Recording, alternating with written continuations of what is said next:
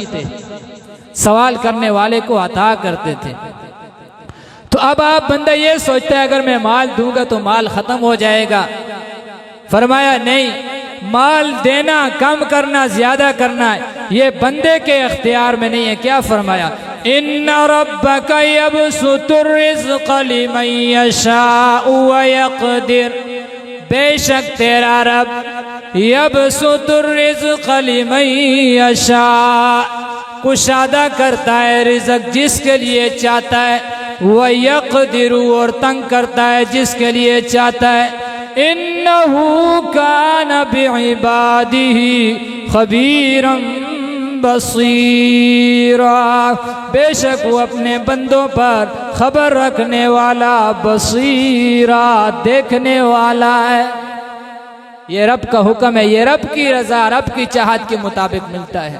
رب جس کو چاہتا ہے زیادہ عطا کرتا ہے، جس کے لیے چاہتا ہے تنگ کرتا ہے۔ ورنہ کتنے ہی عقل مند لوگ ہیں دنیا میں کنگال گھوم رہے ہوتے ہیں، اور کتنی صلاحیت رکھنے والے ہوتے ہیں لیکن ان کے پاس مال نہیں ہوتا۔ یہ رزق کے خزانے اللہ کے پاس ہیں۔ تو فرمایا بے حیائی سے اللہ منع فرماتا ہے، تو کیا حکم دیا؟ وَلَا تَقْتُلُوا أَوْلَادَكُمْ خَشْيَةَ إِمْلَاقٍ، یہ پچھلے حکم کے ساتھ ملتا ہے۔ وَلَا تَقْتُلُوا أَوْلَادَكُمْ خَشْيَةَ إِمْلَاقٍ، اپنی اولاد کو بھوک کے ڈر سے قتل نہ کرو۔ نَحْنُ نَرْزُقُهُمْ وَإِيَّاكُمْ، ہم انہیں بھی رزق دیتے ہیں اور تمہیں بھی رزق دیتے ہیں۔ إِنَّ قَتْلَهُمْ كَانَ خِطْئًا كَبِيرًا، بے شک ان کا قتل ہے بہت بڑا گناہ ہے، بہت بڑا جرم ہے اولاد کا قتل کرنا۔ عرب کے دستور میں بیٹیوں کو زندہ درگور کر دیا جاتا تھا کہ یہ کمانے والی نہیں ہے، کمانے والا تو مرد ہوتا ہے۔ اللہ فرماتے ہیں نہیں، تمہیں بھی رزق میں ہی دیتا ہوں، انہیں بھی رزق میں ہی دیتا ہوں، لہذا ان کو قتل نہیں کرنا ہے۔ تو اب جو منہیات ہیں، منہیات نے پہلا حکم فرمایا، اللہ منع کرتے ہیں بے حیائی سے، تو بے حیائی کی تفصیل میں یہاں پر کیا فرمایا؟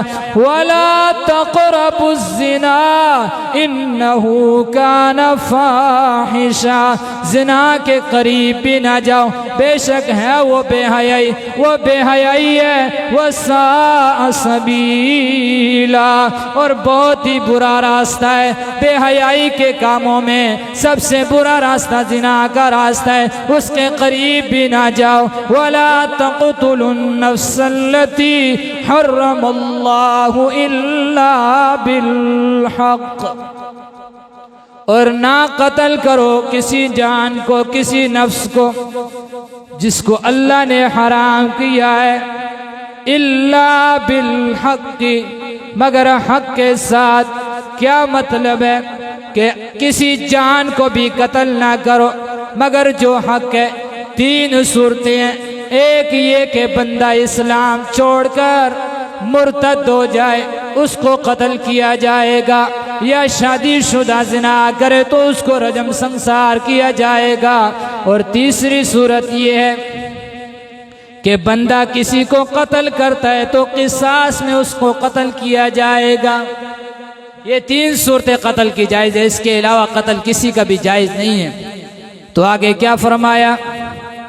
وَمَنْ قُتِلَ مَظْلُومًا، جو قتل کیا گیا مظلوم، ظلماً قتل کیا گیا، فَقَدْ جَعَلْنَا لِوَلِيِّهِ سُلْطَانًا، تحقیق ہم نے بنایا ہے لِوَلِيِّهِ، اس کے ورثاء کے لیے، سلطاناً حجت، اختیار رکھا ہے اللہ نے۔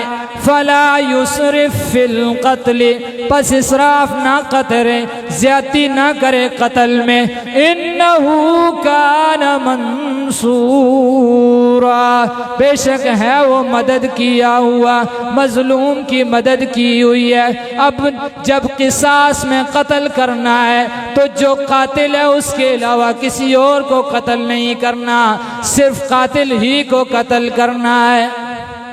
اب قصاص میں بھی زیادتی نہیں کرنی، مسئلہ نہیں کرنا اس کا، یہ نہیں اس نے ایک بندہ مارا مقابلے میں 50-60 مار دیے جائیں، نہیں، زیادتی نہیں کرنا۔ قرآن مقدس یہ احکامات ذکر کرتا ہے، اور آگے یہ اسی طرح یہ 25 احکام، اوامر اور نواہی، 12 اوامر اور 13 نواہی ان صورتوں میں ذکر کیا۔ آگے کیا فرمایا اس اگلی آیت میں، وَلَا تَقْرَبُوا مَالَ الْيَتِيمِ إِلَّا بِالَّتِي هِيَ أَحْسَنُ، اور نہ قریب جاؤ یتیم کے مال کے، إِلَّا بِالَّتِي هِيَ أَحْسَنُ، مگر اس طریقے سے جو اچھا ہو۔ یتیم آپ کی پرورش میں ہے، اس کا مال آپ کے پاس موجود ہے، اس کے مال کو ہڑپ نہ کرو بلکہ اچھے طریقے کے ساتھ خرچ کرو، میانہ روی کے ساتھ، اعتدال کے ساتھ خرچ کرو، حتیٰ یبلغ اشدہ، یہاں تک کہ وہ پہنچ جائے اپنی جوانی کو۔ جب یتیم جوان ہو جائے تو اس کا مال اس کے حوالے کر دو۔ وَأَوْفُوا بِالْعَهْدِ، اور وعدوں کو پورا کرو، إِنَّ الْعَهْدَ كَانَ مَسْئُولًا، بے شک وعدے کے بارے میں پوچھا جائے گا، سوال کیا جائے گا۔ وَأَوْفُوا الْكَيْلَ إِذَا كِلْتُمْ وَزِنُوا بِالْقِسْطَاسِ الْمُسْتَقِيمِ، اور کیل کو پورا کرو، پورا پورا تول کرو، پورا پورا ناپ کرو، اذا کلتم جب تولو، وزنوا بالقسطاس المستقیم، اور وزن کرو درست ترازو کے ساتھ، ذالک خیر واحسن تأویلا، یہ بہتر ہے اور یہ بہترین ہے انجام کے اعتبار سے، یہ انجام کار کے اعتبار سے سب سے بہترین بات ہے۔ وَلَا تَقْفُ مَا لَيْسَ لَكَ بِهِ عِلْمٌ، اور نہ پیچھے پڑو اس بات کے جس کا آپ کے پاس علم نہیں ہے، اس بات کے پیچھے نہ پڑو۔ إِنَّ السَّمْعَ وَالْبَصَرَ وَالْفُؤَادَ كُلُّ أُولَئِكَ كَانَ عَنْهُ مسئولا، بے شک کان، والبصر اور آنکھیں، والفؤاد اور دل، کل اولئک کان عنہ مسئولا، ان تینوں چیزوں کے بارے میں اللہ کی بارگاہ میں سوال کیا جائے گا، پوچھا جائے گا۔ اسی لیے کانوں سے اچھی بات سنو، رب کا قرآن سنو، پیغمبر کا فرمان سنو، اور آنکھوں سے اچھی بات دیکھو، قرآن کی تلاوت کرو، والدین کی زیارت کرو، بیت اللہ کی زیارت کرو، مدینہ منورہ کو دیکھو، والدین کے چہرے کی زیارت کرو، ان سے محرمات کی طرف نہ دیکھو، اللہ نے جہاں پر دیکھنا حرام کیا ہے وہاں پر نہ دیکھو، اور دل سے اچھی بات سوچو، دل میں اچھے خیالات پیدا کرو، کیونکہ ان کے بارے میں پوچھا جائے گا۔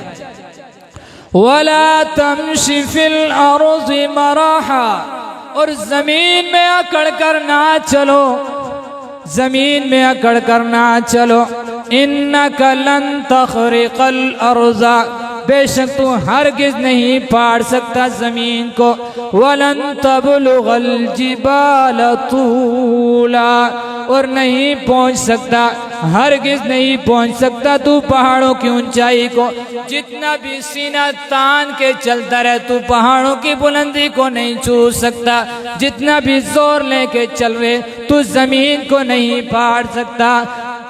کل ذالک کان سیئہ عند ربک مکروہا، یہ جو سارے کے سارے احکامات ذکر کیے ہیں، جتنی برائیاں ذکر کی ہیں، فرمایا یہ سارے کی سارے برائیاں تیرے رب کے ہاں مکروہا، ناپسندیدہ ہے، رب کو ان سے نفرت ہے، تو رب کے نفرت والے کام نہ کرو، وہ کام کرو جن سے رب کو محبت ہے۔ تو رب کی منشا کے مطابق جو اعمال ہیں وہ کرو، جو رب کی ناراضگی کا سبب بننے والے ہیں وہ کام نہ کرو۔ فرمایا ذالک مما اوحا الیک ربک من الحکمہ، یہ ان باتوں میں سے ہے جو آپ کی طرف میرا پیغمبر آپ کے رب نے حکمت والی باتوں میں سے وحی کی ہے، یہ حکمت کی باتیں ہیں، ان کے اوپر عمل کرو۔ اب یہ سارے احکامات ذکر کر کے مقصودی مسئلہ پھر آگے کون سا مسئلہ فرمایا وَلَا تَجْعَلْ مَعَ اللَّهِ إِلَٰهًا آخر، تو نہ بنا اللہ کے ساتھ دوسرا الہ، فَتُلْقَى فِي جَهَنَّمَ، جب اللہ کے ساتھ دوسرا شریک ٹھہرائے گا تو انجام کار کیا ہوگا؟ فرمایا فَتُلْقَى، پس تو ڈال دیا جائے گا، فی جہنم، جہنم کے اندر، ملوما مدحورا، ملامت کیا ہوا، دھتکارا ہوا، ذلیل و رسوا کر کے جہنم میں دھکیل دیا جائے گا۔ اللہ رب العزت سے دعا ہے کہ اللہ تعالی ہمیں عقیدہ توحید پر زندہ رکھے، عقیدہ توحید کی سمجھ نصیب فرمائے، قرآن مقدس کے مطابق عقیدہ رکھنے کی توفیق نصیب فرمائے، اللہ رب العزت کے احکامات کو مان کر پیغمبر علیہ السلام کے طریقے پر چل کر زندگی بسر کرنے کی توفیق نصیب فرمائے۔ وما علینا